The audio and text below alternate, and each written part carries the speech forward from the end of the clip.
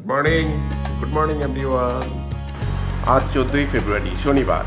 আমরা সকাল সকাল স্নান সেরে বেরিয়ে পড়লাম শনি সিংনাপুরের উদ্দেশ্যে।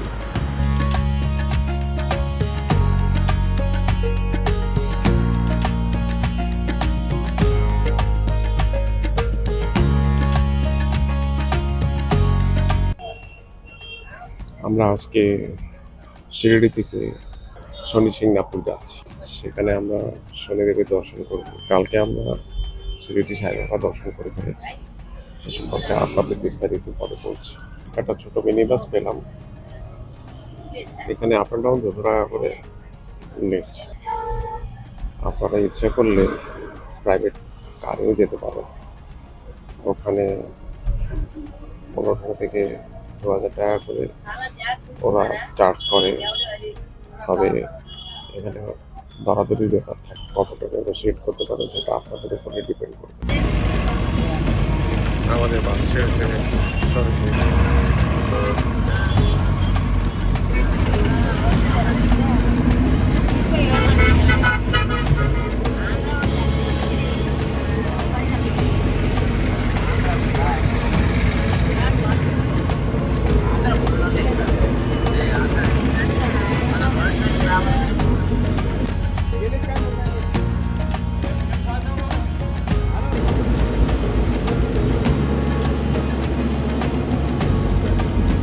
রাস্তার দুধারেই গ্রামের প্রাকৃতিক দৃশ্যাবলী খুব মনোরম।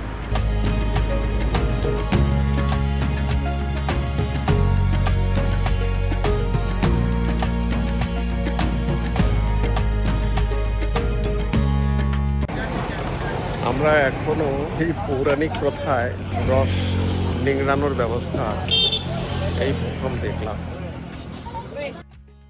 যাত্রাপথে একটি মিনি ব্রেক নিয়ে সবাই নেমে পড়লাম। সেখানেই দেখলাম বলদে টানা আখের রস নিংড়ানোর ব্যবস্থা। আধুনিক যুগেও ওরা এই পদ্ধতিকেই ধরে রেখেছে। এটা মহারাষ্ট্রের ট্র্যাডিশনাল সিস্টেম মনে হলো। সবাই মিলে রসের অর্ডার দিলাম, প্রতি গ্লাস 30 টাকা।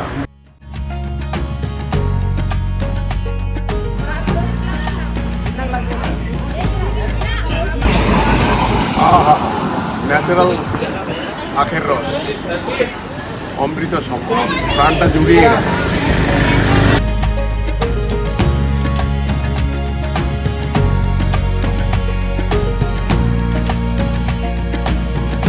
এখানে একটা কথা আপনাদের জানিয়ে রাখি, সিংনাপুরে প্রবেশকালে সরকারের পক্ষ থেকে প্রতিটি দর্শনার্থীদের কাছ থেকে 5 টাকা করে ট্যাক্স আদায় করছে। আমরাও দিয়েছি, আপনারা আসলে আপনাদেরও দিতে হবে।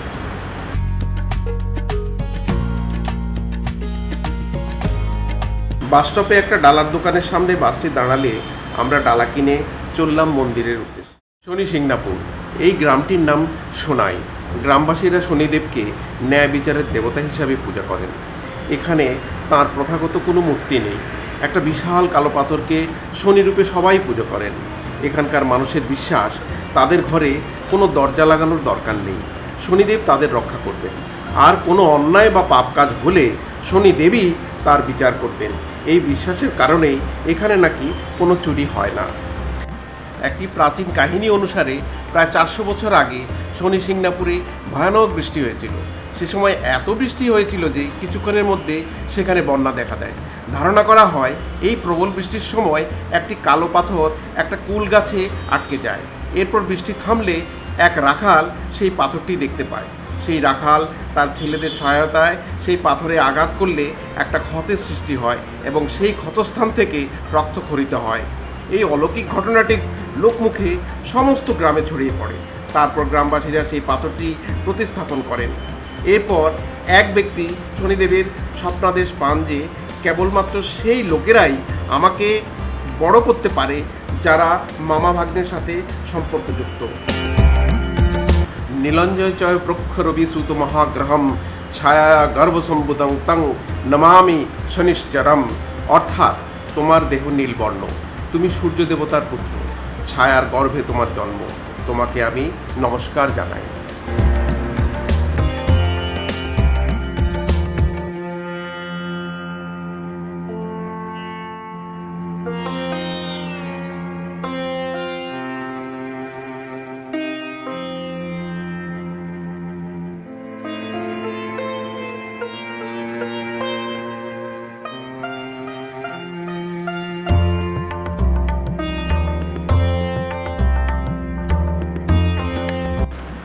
এখানে আমরা সবাই মিলে শনিদেবকে তেল অর্পণ করলাম। এখানে আপনাদের একটা কথা বলে রাখি, শনিদেবকে সরাসরি তেল অর্পণ করতে গেলে এখানে জনপ্রতি 500 টাকা করে নেওয়া হচ্ছে, কিন্তু আমরা সেদিকে গেলাম না। আমরা সাধারণের মতোই সবার সাথে একসাথে সবাই মিলে তেল অর্পণ করেছি ও ডালা দিয়ে পুজো করেছি।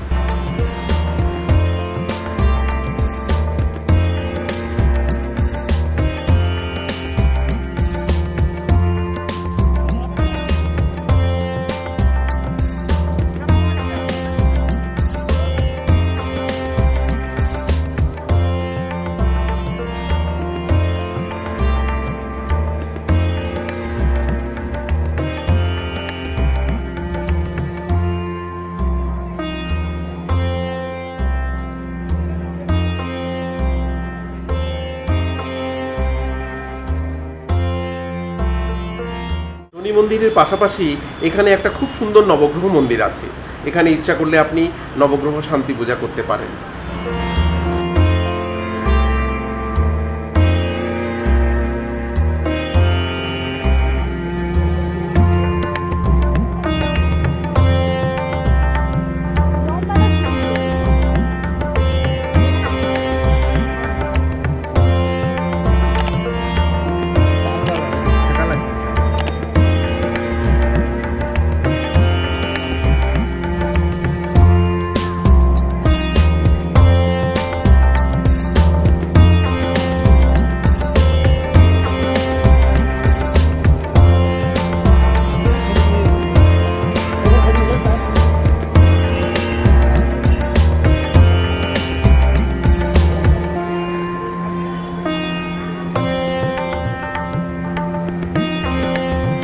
শনিদেবের দর্শন শেষে আমরা ফিরে গেলাম সেই শিরডিতে, সাই বাবা ভক্ত নিবাসে। তারপর আমরা সিদ্ধান্ত নিয়েছি পরের দিন আমাদের গন্তব্যস্থল হবে ত্রম্বকেশ্বর মন্দির, যা নাসিকে অবস্থিত।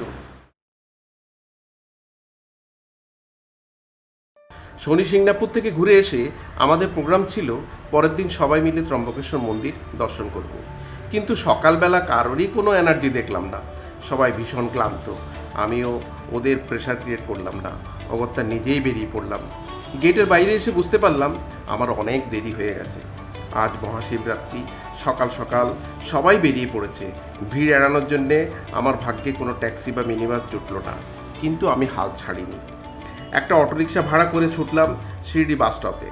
ভাগ্যক্রমে তখনই নাসিকের একটা বাস পেয়ে গেলাম। আমি বাসে চড়ার পরেই বাসটা ছেড়ে দিল।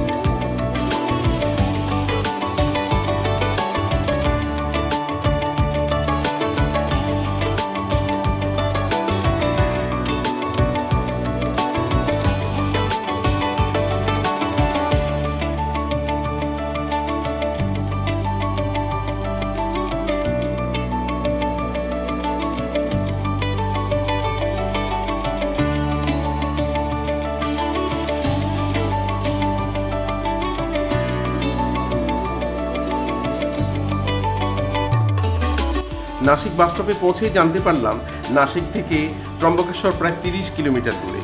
অটোরিকশা আমার কাছে 800 টাকা চাইল। অগত্যা আমি লোকাল বাসেরই শরণাপন্ন হলাম। রওনা দিলাম ত্রম্বকেশ্বর। ভাড়া নিল মাত্র 40 টাকা।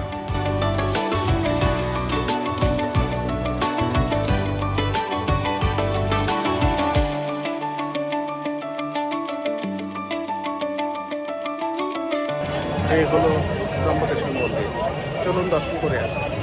ত্রম্বকেশ্বর মানে 3 চোখ বিশিষ্ট শিব। ত্রম্বকেশ্বর মন্দিরের উৎপত্তি হিন্দু পৌরাণিক কাহিনীর সাথে গভীরভাবে জড়িয়ে আছে। কিংবদন্তি অনুসারে ঋষি গৌতম ঋষি এবং তার স্ত্রী অহল্যা ব্রহ্মগিরি পাহাড়ে বাস করতেন। তাদের ভক্তি এতটাই তীব্র ছিল যে দীর্ঘ দুর্ভিক্ষের সময়েও তাদের আশ্রমে প্রচুর খাদ্য সরবরাহের আশীর্বাদ পেয়েছিল। ঈর্ষান্বিত ঋষিরা গৌতমকে অজান্তেই গোহত্যার পাপে লিপ্ত হতে বাধ্য করেছিলেন। এই পাপ থেকে নিজেকে শুদ্ধ করার জন্যে গৌতম ঋষি ভগবান শিবের কাছে কঠোর তপস্যা করেছিলেন। তাঁর ভক্তিতে সন্তুষ্ট হয়ে পবিত্র গঙ্গা নদী ছেড়ে দিয়ে তাকে বর দিয়েছিলেন, যা গোদাবরী নামে পরিচিতি পায়। এই ঘটনায় প্রমাণ হিসাবে ভগবান শিব ব্রহ্মা, বিষ্ণু এবং মহেশের প্রতীক হিসাবে ত্রিমুখী জ্যোতির্লিঙ্গ হিসেবে নিজেকে প্রকাশ করেছিলেন। ত্রম্বকেশ্বর পৌঁছে ভিড় দেখে আমার মাথা ঘুরে গেল। দেরি না করে একটা ডালা নিয়ে লাইনে দাঁড়িয়ে পড়লাম। তখনই ঘড়িতে বাজে 12টা। জানি না এই লাইন শেষ করতে আমার কতক্ষণ লাগবে, কখন শিবের দর্শন পাবো।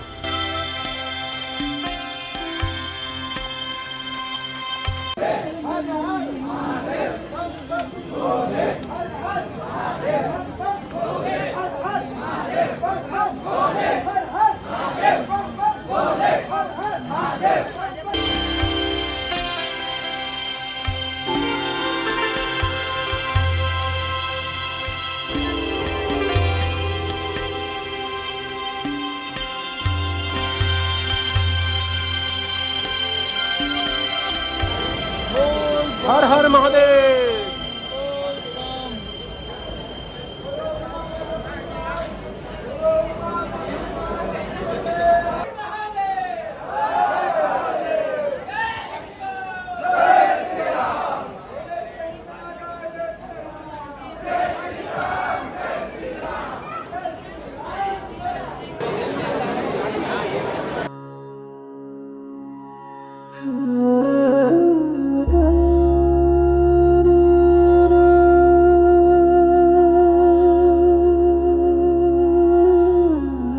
হেমাডপন্থী রীতিতে নির্মিত ত্রম্বকেশ্বর মন্দিরটি প্রাচীন ভারতীয় কারুশিল্পের এক অসাধারণ উদাহরণ। কালো পাথর দিয়ে নির্মিত এই মন্দিরটি 18 শতকে পেশোয়া বালাজি বাজিরাও নির্মাণের দায়িত্ব নিয়েছিলেন।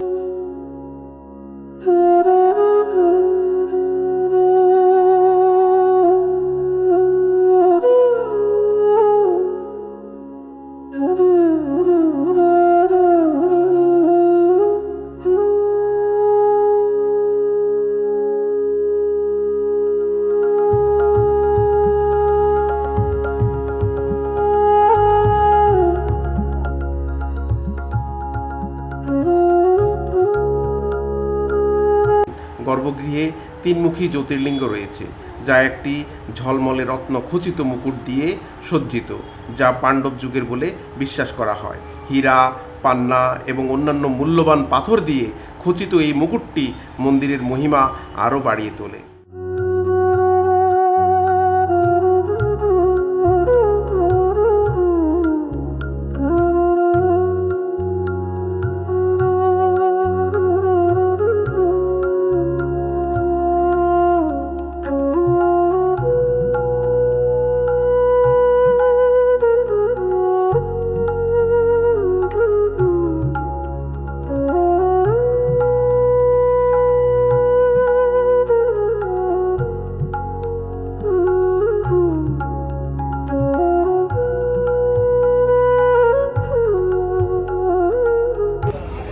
দীর্ঘ প্রতীক্ষার পর অবশেষে বাবা ত্রম্বকেশ্বর দর্শন করলাম। বাবার অশেষ কৃপা ছিল।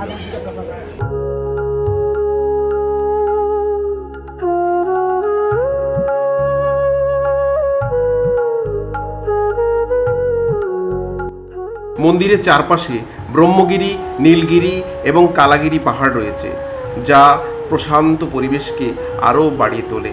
মন্দিরের প্রাঙ্গণের মধ্যে কুশাবর্ত কুণ্ড অবস্থিত, যা গোদাবরী নদীর উৎপত্তিস্থল হিসেবে বিবেচিত একটি পবিত্র পুকুর। ভক্তরা মন্দিরে প্রার্থনা করার আগে এই কুণ্ডে পবিত্র স্নান করেন।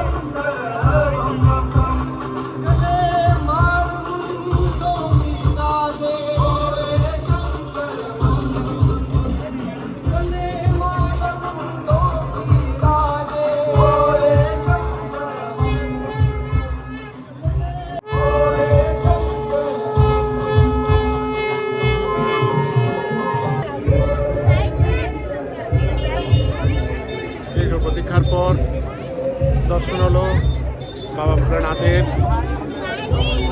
আশীর্বাদে তার দর্শন পাওয়ার সৌভাগ্য অর্জন করেছি। হর হর মহাদেব।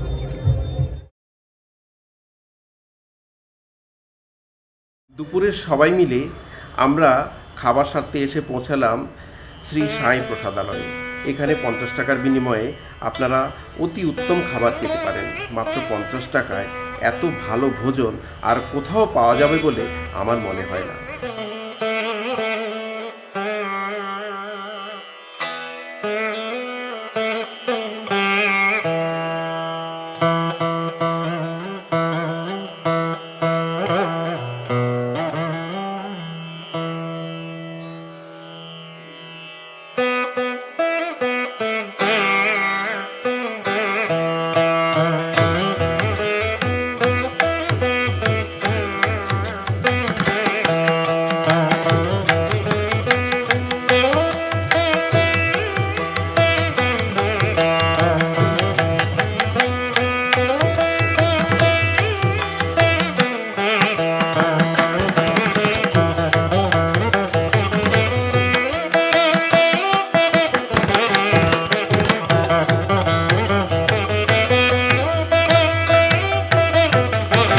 প্রসাদালয়ের ভিতরের পরিবেশ খুবই সুন্দর, বেশ ছিমছাম এবং পরিষ্কার পরিচ্ছন্ন।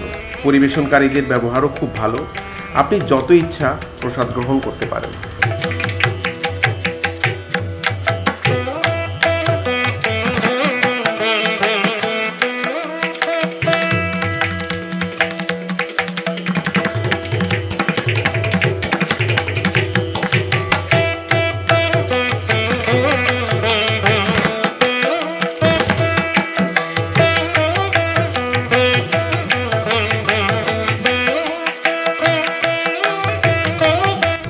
খাবার খেয়ে আমাদের মনে হলো যেন অমৃত খাচ্ছি। এত সুস্বাদু খাবার আমরা আগে আর কখনো খাইনি।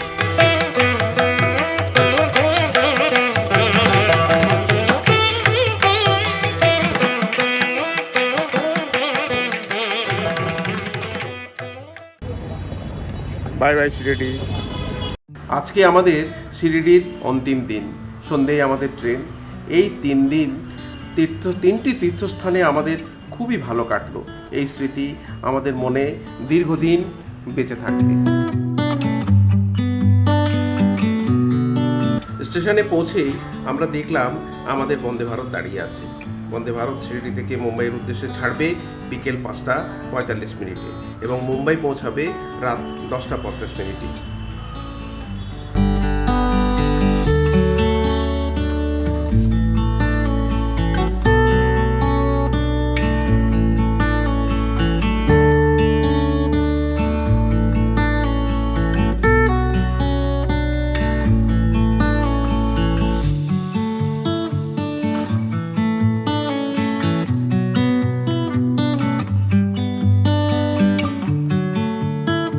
নির্দিষ্ট সময়ে ট্রেনটি ছেড়েছে শিরিডি থেকে। শিরিডিকে বাই বাই জানিয়ে আমরা সবাই মিলে ট্রেনে উঠে পড়লাম। ট্রেনটি চলতে শুরু করলো মুম্বাইয়ের উদ্দেশ্যে।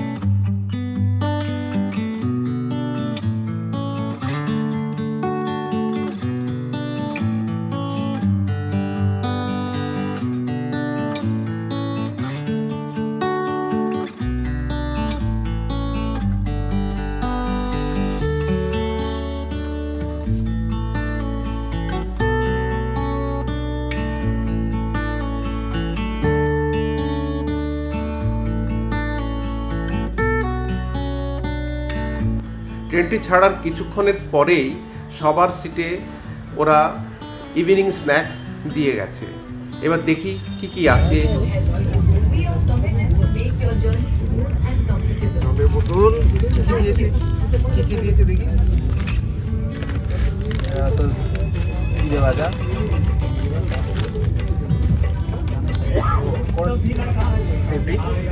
রুটি বলবো, মেরিয়াকো, জ্যাম, টমেটো, চায়ের সাথে।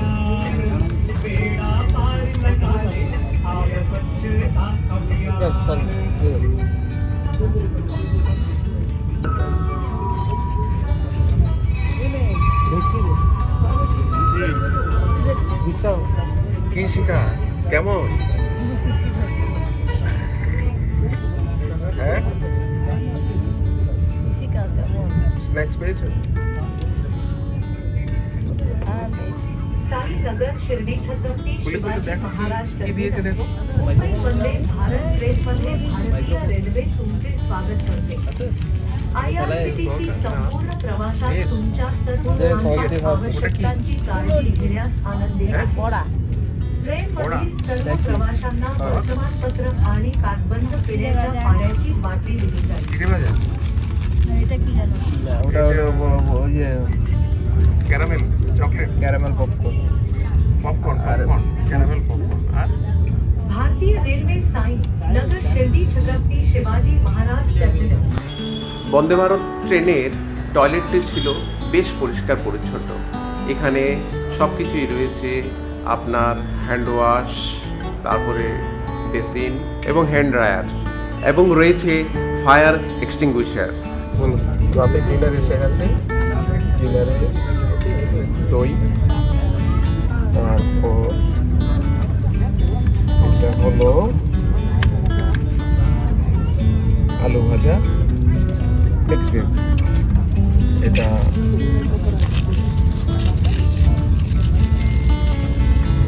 রুটি, প্লেন রুটি, তারপর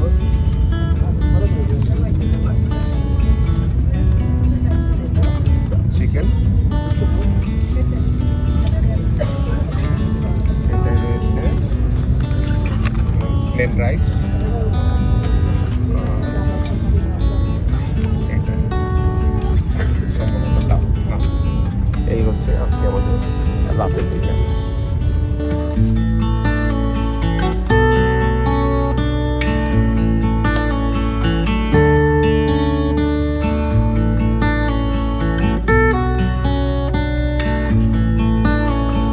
আমাদের গন্তব্য স্টেশন ধীরে ধীরে কাছাকাছি এসে পৌঁছেছে।